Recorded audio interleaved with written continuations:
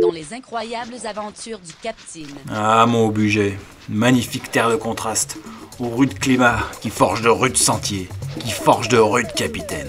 Pour ceux qui l'ignorent encore, le Haut-Bugey, c'est un petit morceau de territoire situé dans le massif du Jura, coincé à peu près à 1 heure de Lyon et de Genève. Mais c'est pas que ça.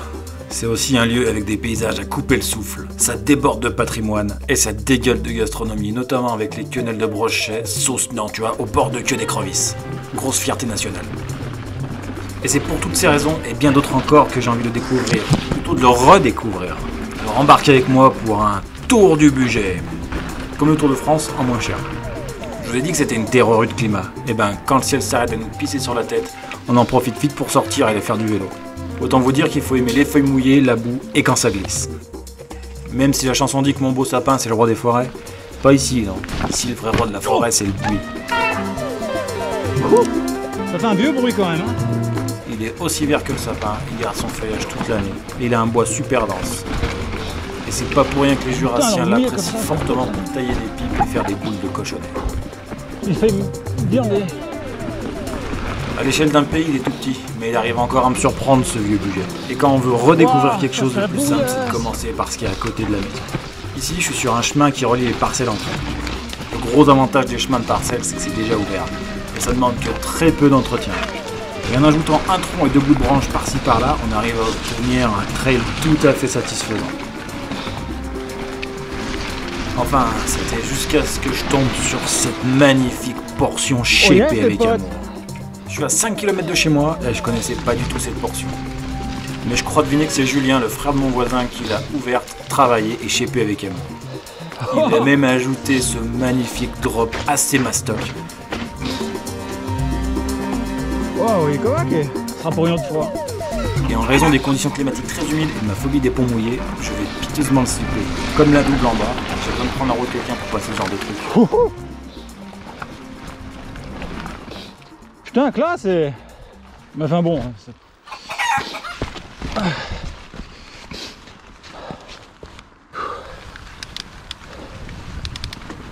Pour redécouvrir, il faut pas hésiter à explorer.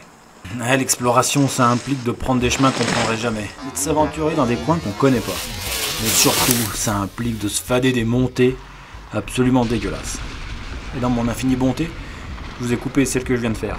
Et on enchaîne directement et sans transition avec la fin du trail de la ronde des Sangliers. Putain, j'ai horreur de ce passage. On dirait pas comme ça, mais cette descente est assez traîtresse et piégeuse. Elle est super glissante et toutes ces feuilles mortes cachent tout un tas de racines, plus ou moins 45 degrés, qui n'ont qu'une envie, c'est de choper ta roue et de la faire glisser. Heureusement, je suis en Magic Mary devant et en shorty derrière. Et c'est bien le minimum syndical dans le budget si on veut pas s'étaler à chaque virage.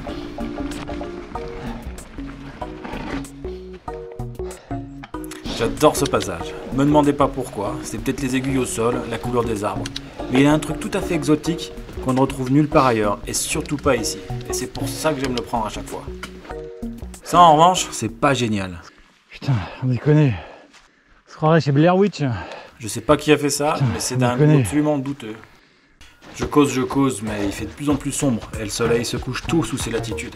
Alors il serait de bon ton, si on veut pas finir à la frontale, de mettre les bouchées doubles et se dépêcher de rentrer.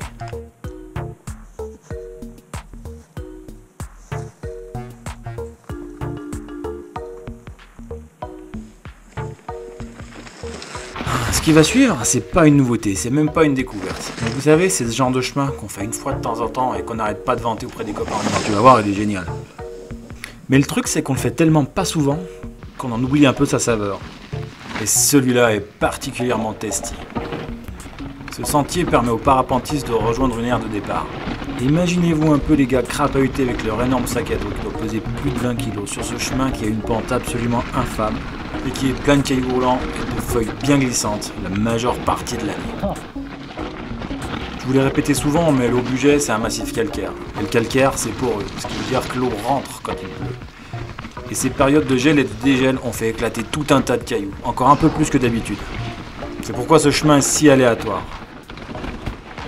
La configuration reste la même, mais les cailloux sont sans arrêt renouvelés. Il y en a toujours des nouveaux, des plus ou moins gros, des plus ou moins petits. Mais leur seul point commun, c'est qu'ils sont jamais ancrés. Ça glisse toujours autant, été comme hiver. Oh, oh Oh le gadin. En plein sur le pied. La roue avant dribble, la roue arrière dribble aussi. Il faut être bien attentif et souple et détendu sur ses appuis, sinon on se fait secouer comme un prunier. Mais il faut quand même garder un peu de jus parce qu'il est assez long. Il est grisant ce chemin et on peut prendre vachement de vitesse dedans. Mais il faut pas oublier que c'est un chemin piéton qui est souvent emprunté par les parapentistes bien chargés. C'est pas les plus lestes. Et une fois ou deux, je me suis fait surprendre par un gars en plein milieu du chemin alors que je déboulais à fond les ballons. Et autant vous dire qu'avec un grip précaire, des cailloux plus ou moins aléatoires, il faut bien anticiper ces trajectoires.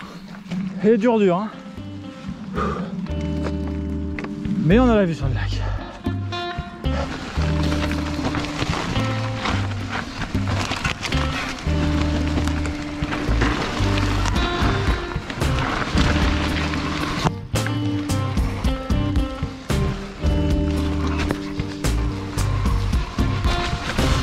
Oh! Honnêtement, je pensais pas que ça passait. Allez, je pense qu'il est grand temps de conclure. Et on termine par ce petit sentier en épingle qui nous ramène directement sur le lac. Casse-gueule là.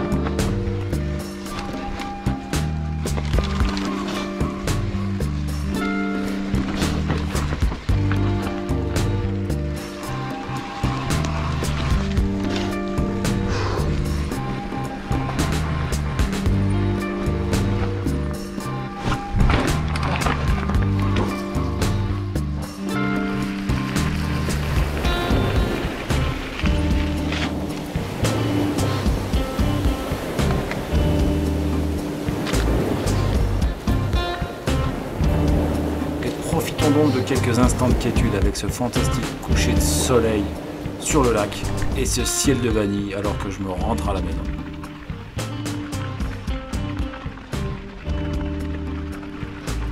Non, en fait c'est pas vrai, il y en a encore un petit peu derrière. Je me suis fait une ultime descente, tout à la frontale, j'en avais qu'une sur deux et j'ai pas vu grand chose. Oh merde, c'est celle-là, là je peux pas prendre celle-là.